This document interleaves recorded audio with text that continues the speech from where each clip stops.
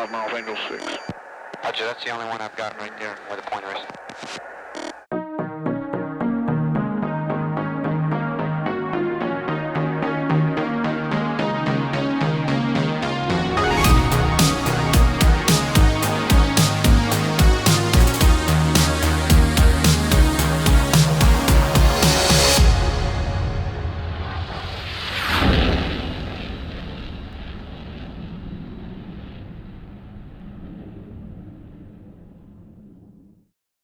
Well, welcome back to the DCS SITREP. I'm your host, Prickly Hedgehog, and yes, last week, finally, after all the teasing and all of the videos that you've seen over the last few weeks, Ugra Media and Eagle Dynamics released the Normandy 2 map and produced a FAQ as well about what that implementation meant. Basically, this is a brand new map, and it is going to be about 2.5 times, just shy of 2.5 times larger than the Normandy 1 map. It uses ED's latest map technology and also their new enhanced lighting engine. We're going to have object detailing, terrain texture resolution, and damage modeling implemented there. So they've done a really nice job of recreating a vast number of historic buildings, airfields, and infrastructures for both portions of the map. And it's looking really, really nice, and I'm glad that many of you have had the opportunity to fly it. So let's take a little look here at the FAQ from Nineline and the ED team.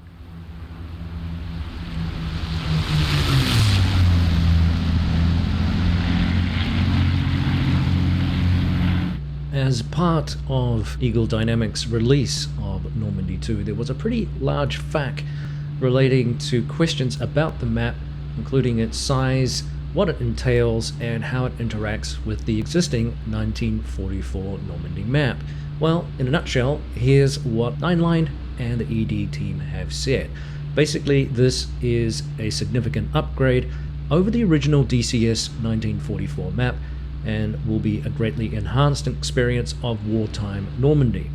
This is because it is significantly larger, around 2.5 times the original map, and it contains a greater degree of detail, both historical accuracy, texture resolution, much larger, higher detailed areas, including London and Paris, and updated map objects such as models of buildings, trees, bridges, airfields, airfield objects, rail lines, roads, fences, poles, and a whole bunch of other things as well, and remodeled medium to small size urban locations such as new ports, airfields, factories, rivers, canals, and a whole bunch of other stuff as well. Now, if you're looking at the image that they provided, you can see here in the red border that that is the original Normandy 1944 map.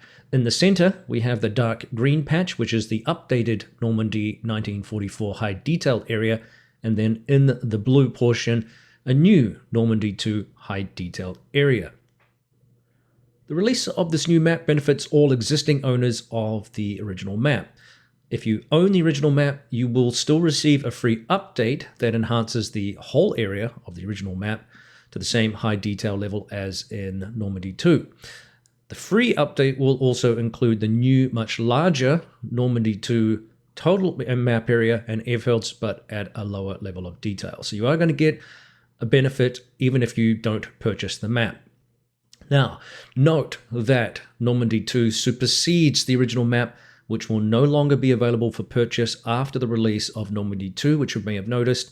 And to purchase it, if you wish, if you own the original map, it's going to cost you $14.99 US. If you own the channel map, Normandy 2 is going to cost you $14.99, excuse me. If you own both of those, it'll get you a discount down to just under $10 US. In fact, I had some Sky Points or Air Miles, whatever they call them, and I was able to get the map for about $5. So pretty good deal to get all of this level of detail. Now, if you do have open beta, you can activate the map to a 2-week free trial, and you need to activate the trial button inside the eShop by the module. You'll then be able to download Normandy 2 via the in-game module manager, and you'll have full access to the new terrain for about 2 weeks. The free trial program extends to most DCS modules. Look for the trial button in the eShop. Now, if you already own 1944, what happens? Well, your existing DCS Normandy map will be updated for free, like I mentioned. So the whole area of the original map is in the same high detail as the DCS Normandy 2, and you will benefit from updated airfields and a significantly increased total map area, but at a lower level of detail. You still will be able to play on your favorite servers with your friends if they upgrade to DCS Normandy and you don't, but your areas of high detail are significantly smaller and may be missing some of those cool world objects that you saw in the early access videos. So if you own the channel map, well, this remains a separate map. Remember, it's not incorporated or embodied in any way into the new map. It's not been updated regarding this release. In the corner where there is some map overlap, details between the maps may not match up. So the included map that you've just looked at kind of illustrates at least what overlap there is and what we're actually looking at in terms of detail and high detail and low detail portions of the map. You still get a discount, of course, if you own the channel map, but you won't get the full unless you own both. So if you don't own either of the maps and you want to pick it up, well, there's a 20% discount and it's going to cost you around $60, just under $60 US. If you don't want to pay for the upgrade, well, you don't need to. Your existing Normandy map will automatically update and you'll receive updated airfields and a significantly increased total map area, like we've been saying. This means you can still fly it on servers. It just means you're going to have some mismatched details and you're not going to have the full detail, as we saw before, of the players that are purchasing or have purchased the full update. So remember too that Normandy 2 basically will supplant the original map, and you won't have both maps anymore to play. So basically Normandy 2 will cannibalize, if you like, out of your update the existing map, and it will just simply be replaced with Normandy 2. Like I said before, if you don't purchase the upgrade, you'll have a lower detailed map. So the chief landmarks that we're talking about here, as you can see from the map, you're going to get much higher levels of detail on London and Paris, which weren't really included with the original map, and also a whole bunch more ports, airfields, factories, rivers, canals, and more, like we said before, and a whole bunch of improved objects, buildings, bridges, airfields, and all the rest of it that we've already mentioned. So you're not paying for the same map twice. Some people brought that up. This is a significant upgrade over the original. If you already own the map, remember you're getting basically a free upgrade. You're just not getting all of the details. So you're not purchasing technically two maps.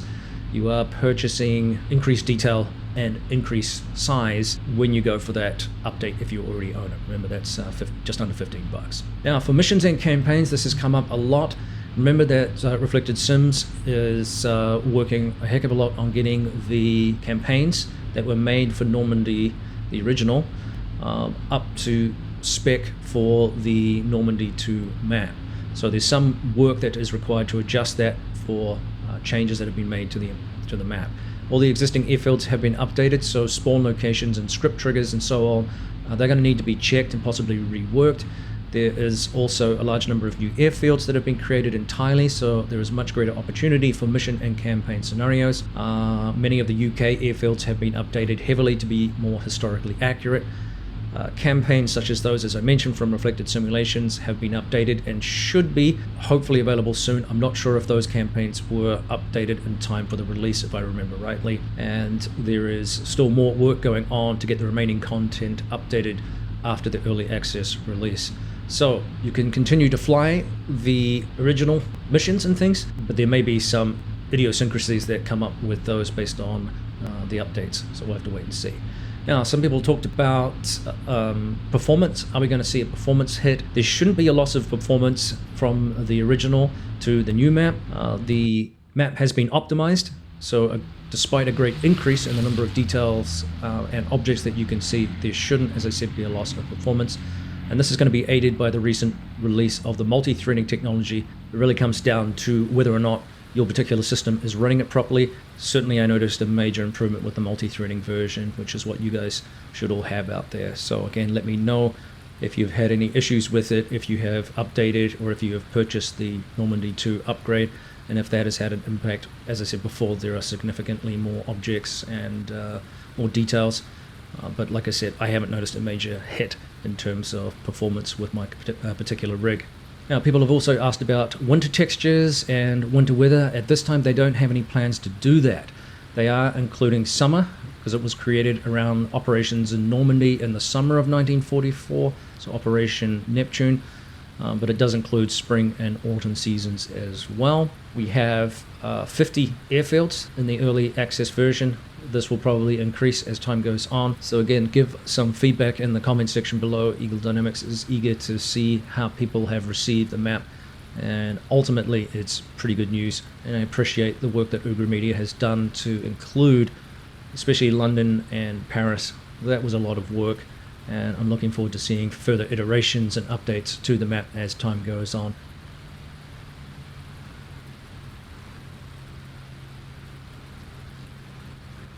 Now, there were a couple of other snippets as a result of that fact, and I hope that made sense in terms of just what the product is offering you.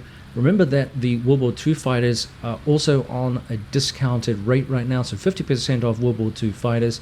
That sale will run through to the 21st of May of this year. So we're talking the Spitfire, the Mustang, the Kurfürst, the Anton, the Dora, the Thunderbolt, etc. So well worth looking at those if you want to pick up one of the World War II aircraft at a discounted price. It's a great way of avoiding buyer's remorse, in my opinion, because some of these aircraft do involve a little bit of getting used to. Tail draggers, so on and so forth. They're tricky to fly, and they take a little bit of setup, but once you spend some time with them, I should say, you can really have some fun with them. And it is a different kind of flying compared to the jets. Not everyone's cup of tea, of course. And yeah, things happen a little bit slower, but certainly there's some engine management to pay attention to. The number of times I've over-revved or seized an engine not paying attention, it's not quite as carefree, if you like, compared to the modern aircraft, which do a lot of that stuff for you. So fuel mixtures and chokes and all that kind of stuff are very much part of this piston engine flying. That'll keep you, challenged, as well as trying to avoid getting shot down. So looking forward to seeing more development in that area. And as part of this celebration, of course, Project Overlord on the 4YA multiplayer server is up and running. And the team there are going to provide Overlord missions which focus on historical accuracy, recreating the air battles of the Normandy campaign on a day-to-day basis as realistically as possible. They have a passion for history, and so they utilize original documents to place units at their exact historical locations and recreate missions carried out back in 1944. So this is a chance, therefore, to jump into the seat of what a young Allied or Axis fighter pilot would have sat in and relive the Normandy battles from their perspective. So a pretty cool idea. I haven't jumped on the server yet because I had not had enough seat time really to fly these aircraft properly. It's one thing to tool around and look at the sights, but it's a whole nother to get into serious combat, especially against other players. So again, let me know if you've tried it out. I'm curious to see how that runs, but a good opportunity to maybe see what it's like, and again another opportunity to fly this amazing new map. It's a great boost to the World War II era of aircraft that we have and maps that we have. So we get a lot of questions as to whether we will see more assets in the game. That's a question I can't answer right now. I guess if the map is produced and there is popular support for it and more players are getting involved in World War II, then that can only be good news for any developers looking to cut a niche into that environment. As I said, there is support for this, then that may encourage some developers to cross the channel in the DCS world and start producing modules knowing that they can sell them, and that is really, really important. So let me know what you think of this new map and what you enjoy and what you don't enjoy about it. Lastly here, we had a little bit of a snippet from ED on those who run servers and may enjoy the new modular dedicated server system that they have.